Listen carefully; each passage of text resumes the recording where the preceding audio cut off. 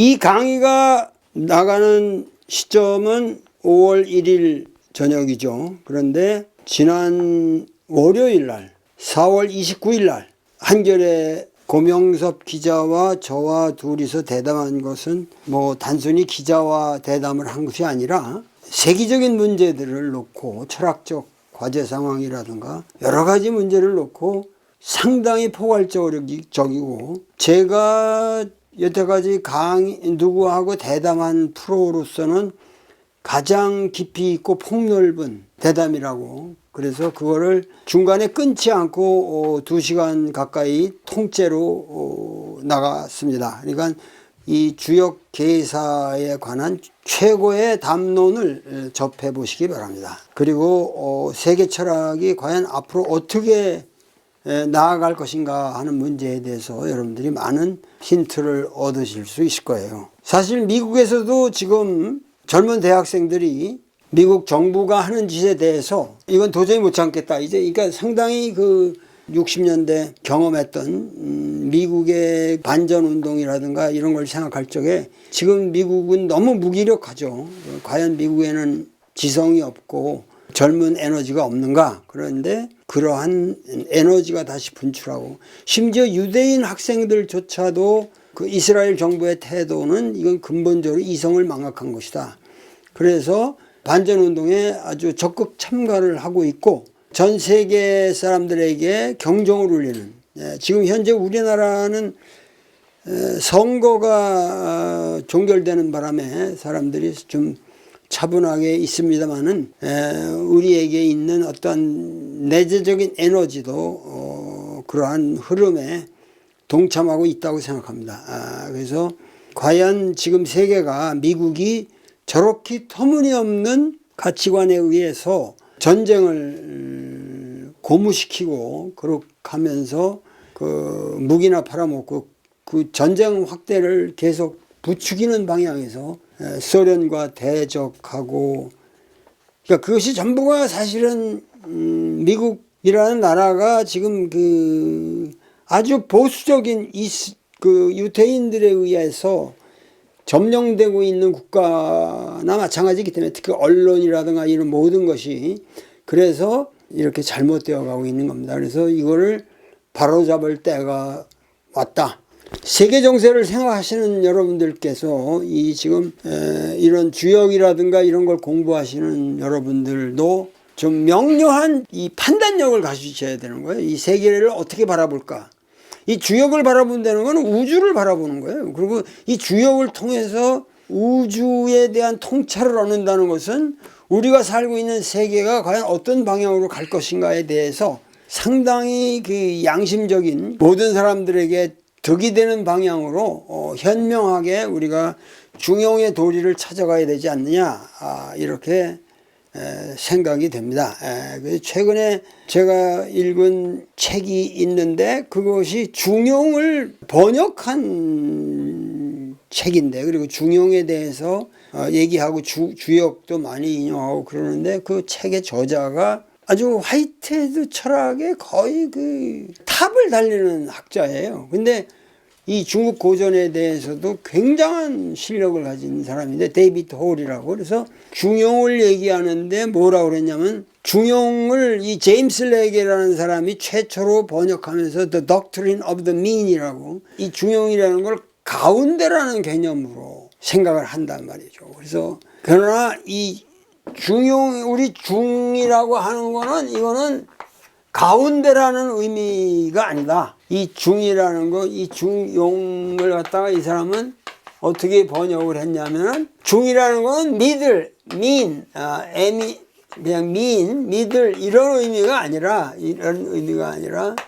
삶에 내가 살고 있는 세계에 어떻게 포커싱을 하는, 이 중이라는 걸 포커싱으로 번역했어요. 용이라고 하는 건 범용한 거, 흔한 거, 우리 주변에 있는 세계, 이게 삶의 세계죠. 레베스를 나오면 용이라고 하는 거는 focusing the familiar, 우리에게 친근한 것, 나의 주변에 친근하게 나타나는 세계에 대해서 어떻게 포커싱을 하느냐. 이스라엘 문제도 왜 저런 문제가 일어나고 있으며 저거를 어떻게 우리가 포커싱 해야 되느냐. 이게 중용의 문제라는 거죠. 포커싱. 상당히 제가 어저께 탐독해서 읽으면서 참 대단하다. 서양 철학을 하는 학자가 화이트헤드 철학에도 거의 탑 수준의 스칼라십을 과시하면서도 이 중국 고전에 정말 깊게 들어와 있는 사람이라는 거. 그래서 조금 제가 반성을 많이 했습니다. 너무 자만했다. 내가 이 훌륭한 학자들이 아직도 서양에 많이 있구나 그렇게 생각을 했는데, 세상을 어떻게 바라보느냐 이러한 문제를 놓고 상당히 좀 고민을 하셔야 될 시기입니다. 그러니까 우리나라의 기독교인들도 이스라엘 그러면 괜히 친근감을 가지시는데 그 넌센스죠. 왜냐면 이스라엘하고 기독교하고는 전혀 관계가 없어요. 그 이스라엘 사람들의 신앙 체계를 거부하면서 나온 사람이 예수라는 사람이고, 그 예수라는 사람은 하나님의 징벌을 믿은 게 아니라 하나님의 인간에 대한 보편적인 사랑을 믿은 사람이란 말이죠. 그러니까는 예수의 신은 하나님은 전쟁의 하나님이 아니죠. 근데 이스라엘의 하나님은 구약의 하나님이고, 그 구약의 하나님은 기본적으로 전쟁의 하나님이에요. 끊임없이 팔레스타인 그리고 블레셋이라고 그러죠. 블레셋이라고 팔레스타인 사람들하고 전쟁하고 그러면서 야훼의 말을 듣지 않는 백성들은 모두 도살하는 거예요. 죽이는 거예요. 그냥. 그런 것이 오늘날까지도 계속 세계 평화를 해치는 아주 위험 요소로 이렇게.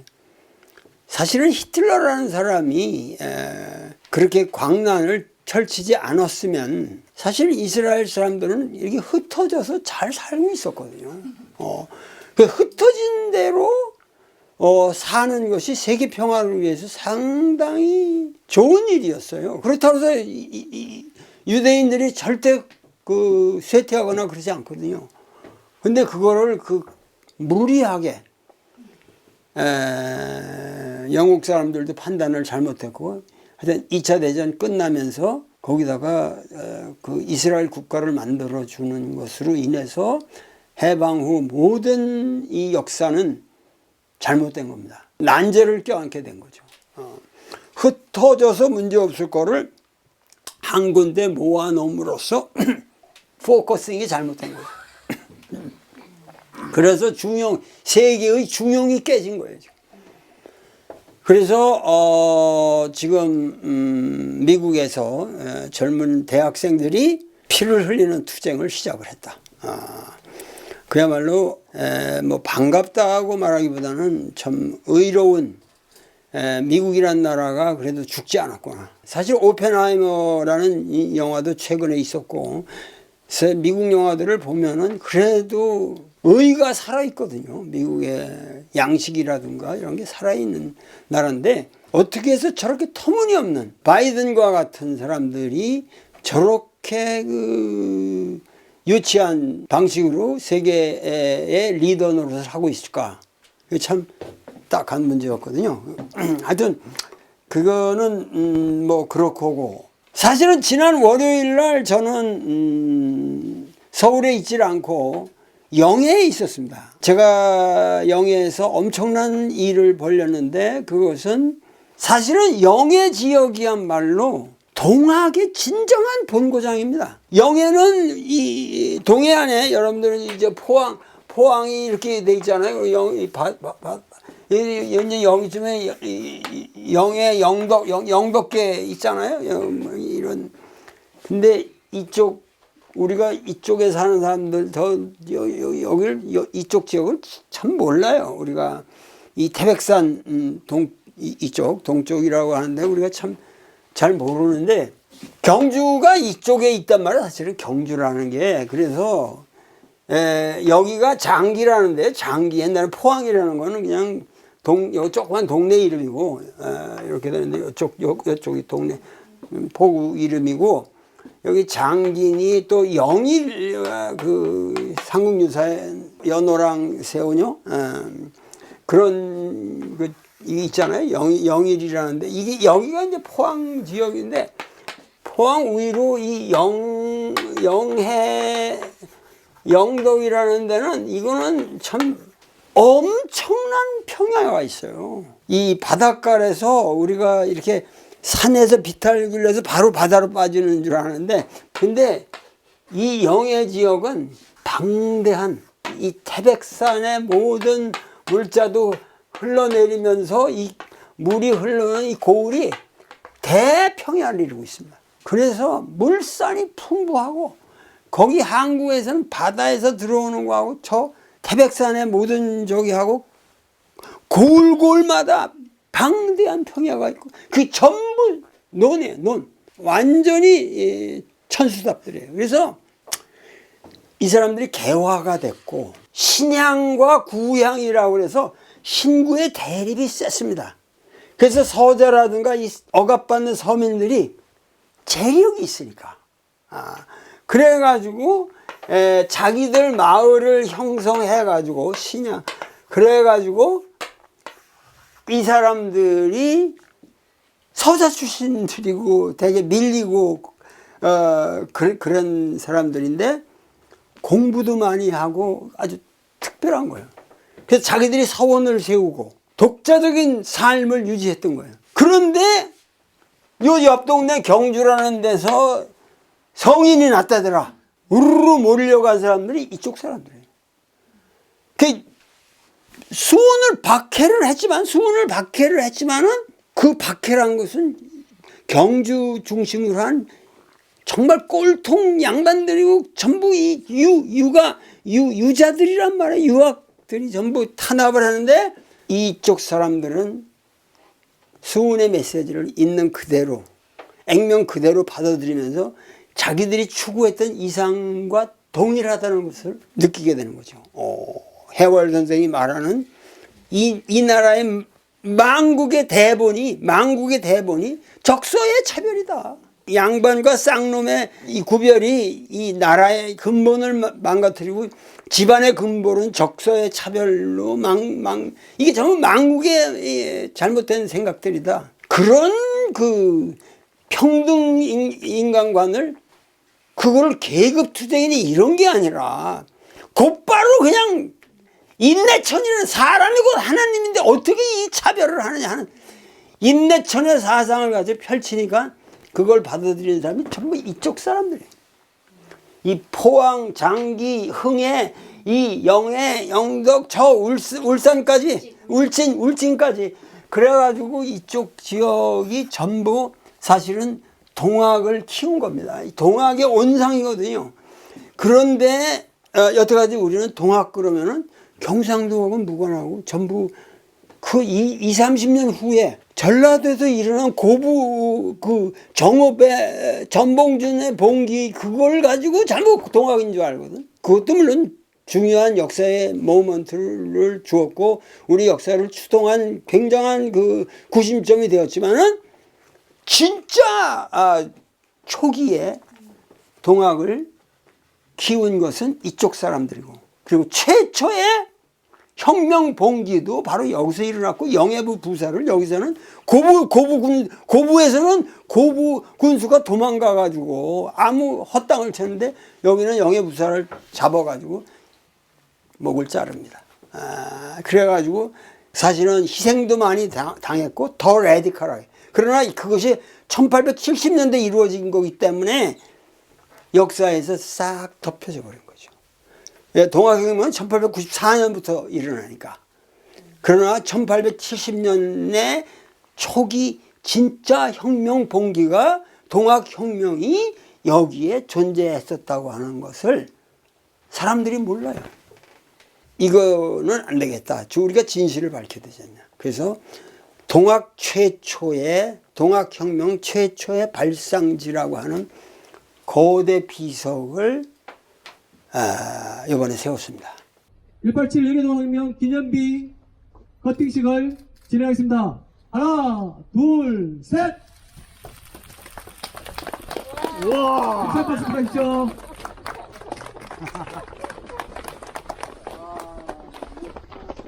예, 여기서 한번 차례를 사진 촬영하고 있습니다. 전체 사진 촬영하고 있습니다. 거기에 제가 비문을 썼고, 그리고 그 지역에 아주 뜻있는 지사들이 많고 또 군수님들도 기꺼이 찬동을 하셔가지고 이 어려운 거사가 이루어진 겁니다. 그래서 사실은 박정희 그 치세 이래 동서 문제가, 전라도와 경상도의 대립 문제가 전혀 근거 없이 국민들의 가슴에 유포되어 가지고 잘못 인식이 되어 왔는데, 이 경상도에 요번에만 해도 제일 국힘당을 찍은 표수가 비율이 제일 높다던데, 영해 지역이. 근데 바로 그곳에서 이런 역사를 밝히는 비석을 세운다고 하는 것은 조선 민중은 어디서나 진실을 밝히는 그 힘과 이 고조선에서부터 내려오는 어떤 뚜렷한 진리를 향한 반항의 기질이라고 할까, 그것이 살아있다. 저는 그냥 도움만을 드린 겁니다. 그런데 그래도 제가 상당히 여태까지 쓴 비중에서 그 철학적인 내용, 그 역사적인 내용을 세부적으로 다 포괄적인 언어에 의해서, 그리고 제일 마지막엔 제 한시가 들어갔고, 그렇게 해서 뒷면에 오속으로 파는 것은 유례가 없을 겁니다. 그러니까 우리가 비석을 만들어도 그저 그냥 기념비, 그러고서 뭐 송덕비 이런 식으로 만드는 게 아니라 지나가는 사람들이 읽고 젊은이들이 거기서 읽고 통곡을 할 정도의 명문을 우리는 비석을 새겨야 된다. 그 하나의 좋은 샘플이 될 것 같습니다. 그래서 이번에 보람이 있었습니다. 보람이 있었고, 영해, 영덕 이쪽 지역에서 그 많은 사람들이 동학의 발상지가 바로 여기고, 우리 조상들이 할아버지 증조부 요로 다 걸리거든요. 그러니까 참 가슴에 그동안 쭉 맺혀왔던 거를 풀게 돼서 얼마나 행복한지 모른다.